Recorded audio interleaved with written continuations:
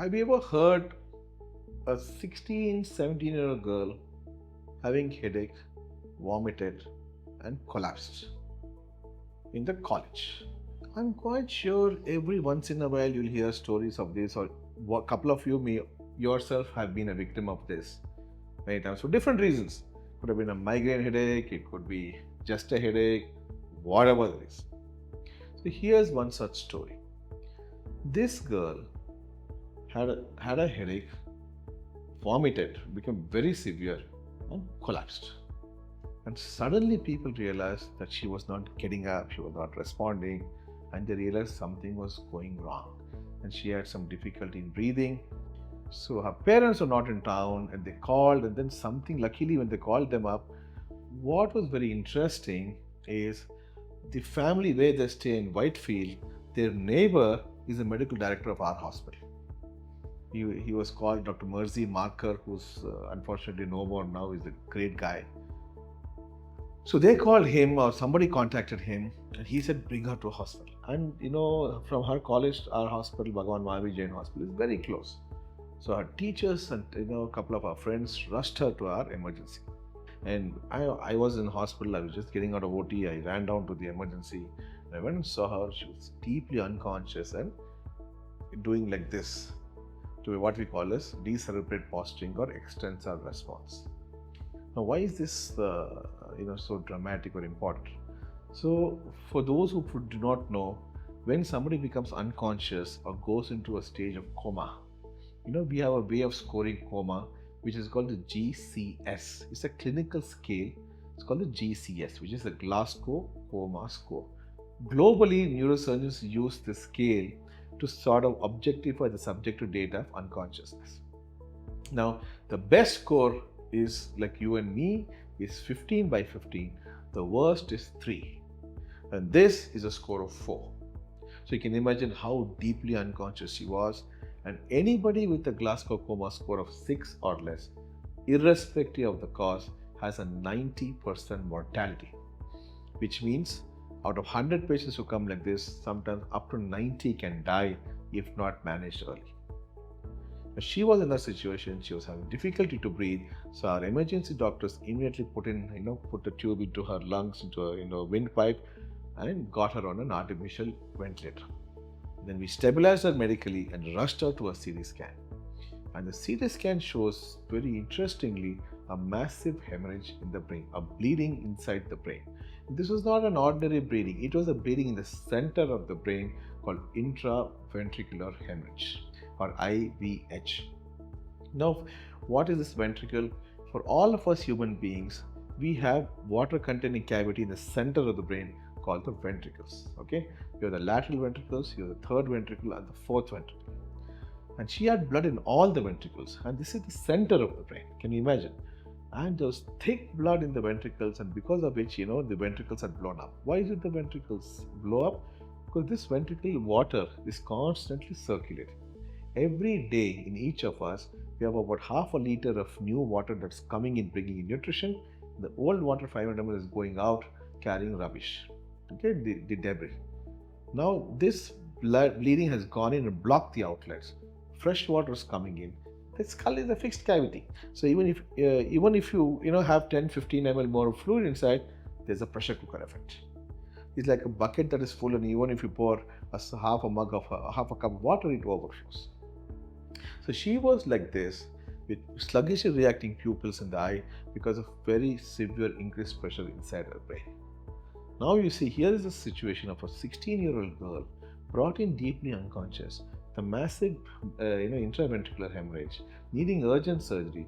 Parents are out of town, there's anxiety there, high risk to life, the teachers are there, they are not able to take a decision. What is to be done? That's when a medical director, he's a very flamboyant guy, very proactive guy, says, Sharan, you go ahead, I'll tell the father.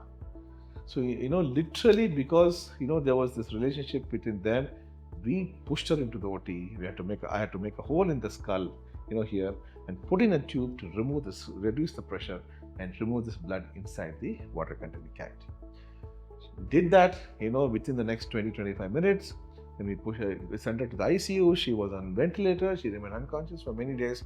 And luckily, as this dirty water started coming out, and because we had time to run time, she slowly started waking up.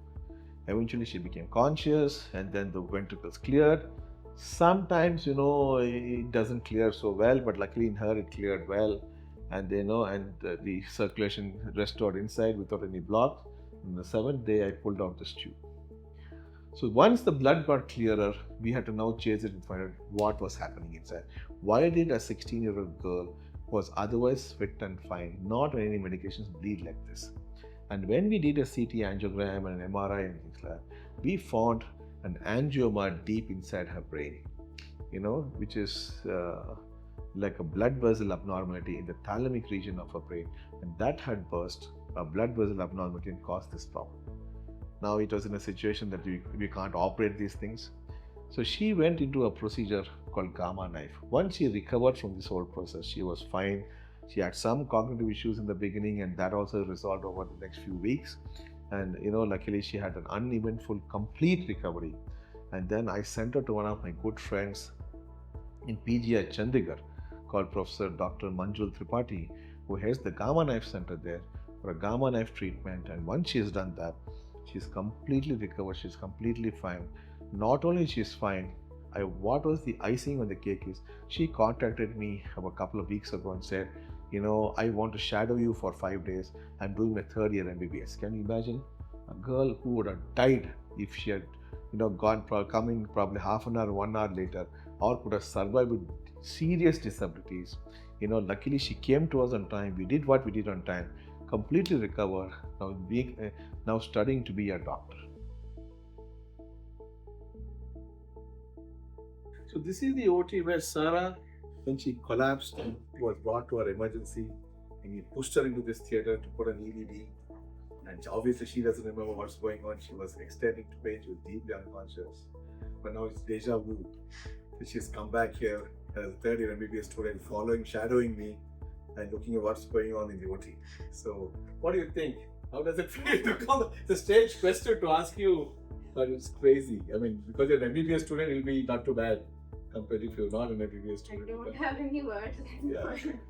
This is Dr. Jagdish. Hello, sir. Therapist.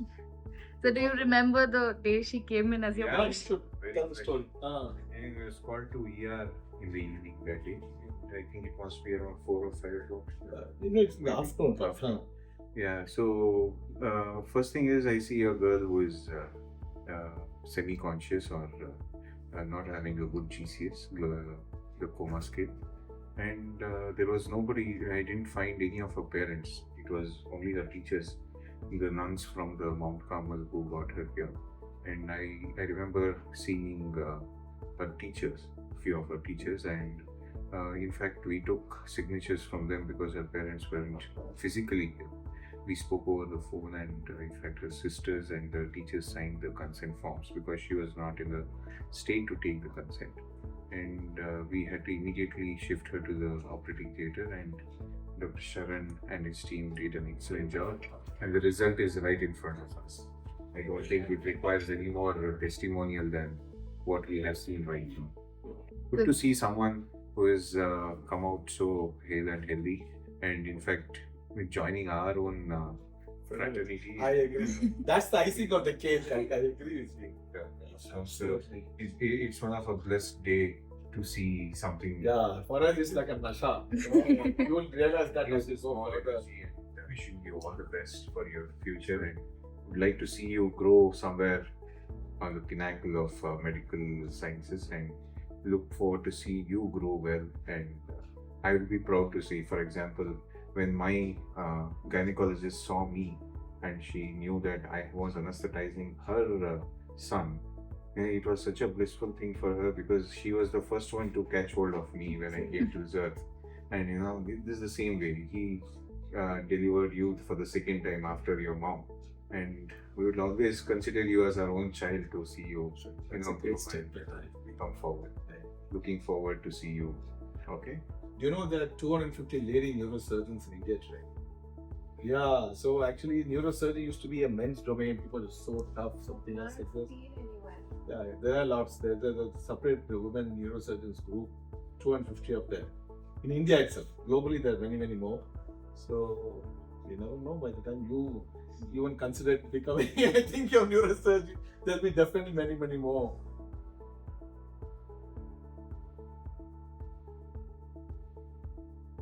My name is Sarah Gomez. I'm a third year MBBS student right now. And in 2018, I had suffered a brain hemorrhage due to AVM in the thalamic region. The college brought me to Jain Hospital and I was treated by Dr. Sharan immediately for the hemorrhage. After which they sent me to PG Mayor Chandigarh for gamma knife radiosurgery. Okay. And that's all you remember from the accident and the whole thing? Okay, so from then, like from whatever you remember, how was your recovery process or how did you come out of the whole thing? I had memory difficulties for the first 3-4 months, after which I've been fine. There's not been much change from before and after. Yeah. Okay. And did that something have to do with you choosing MBBS as well? Not really. I wanted to do medicine, just showed me that I would like to do more neuro-based maybe later on. Okay. And how was your whole thing with Sharan sir when you've been shadowing him for the week, if I'm not wrong? I've seen more patients and how difficult it is for someone with neurological deficits to manage, how a minor nerve injury can show in so many different ways, where it can be suspected to be ortho or it can be suspected to be something else, but it's actually a nerve issue. That is what I see. Hi, my name is Estin Gomez. I'm Sarah's father. Way back in 2018, November 16, I was not in the country. I was touring to a neighboring nation. And somewhere around 9 in the morning, I got a call that Sarah has fainted in her classroom or lab in Mount Carmel. So, considering this as an emergency, my wife had called me up and said that she's probably planning to go down to Carmel to check out what's happening. So I did check in after another half an hour, and they told me that they have taken Sarah to Jain Hospital, which is the closest to Mount Carmel, and that the issue seems to be serious because one of the nuns in Mount Carmel tried to feed her some liquids through a spoon which she couldn't. So they felt there's something neurologically incorrect in her thing. So they had brought her here. My neighbor and good friend was late Wing Commander Dr. Marker, who was then in charge of this hospital. And I'd called him up immediately, and then he looked at it and he said, one of my best surgeons is looking at her at this moment. I will get back to you. So a few minutes later, he confirmed to me that she had suffered a AVM hemorrhage, and that Dr. Sharan is planning to do a craniotomy on her. And Dr. Marker said that it looks like to be a pretty serious thing, that I need to come down immediately. So I took the next available flight. I came down to Jain directly from the airport. It was around 4:35 in the evening. By the time the craniotomy was done, there was a shunt put in her cranium, and she was the cerebrospinal fluid was actually washing out the clots which were in the brain, and it was coming into a bottle. So that was the first time when I met Dr. Sharan, who was a God-sent help to us, and he not just treated her but also explained to us the various process that will be involved in future and how we could have detected this earlier. Normally, all the things are dismissed. The awareness for AVM and all the neurological diseases are very less such. A headache is a headache for everyone, and it's just aspirin or a crocin is something that people take and dismiss it. Although in Sarah's case, we were aware a little bit more than the others, and we kept asking the general practitioner, the general physician, why she's getting the headache, but then it was dismissed as normal migraine. and she being a very bright student, she was kind of stressing herself during the exams too much. So kind of related to that and said, okay, this is exam related stress or studies related stress. We also got her eyes checked. Again, there was no indication that it would be an AVM in her brain.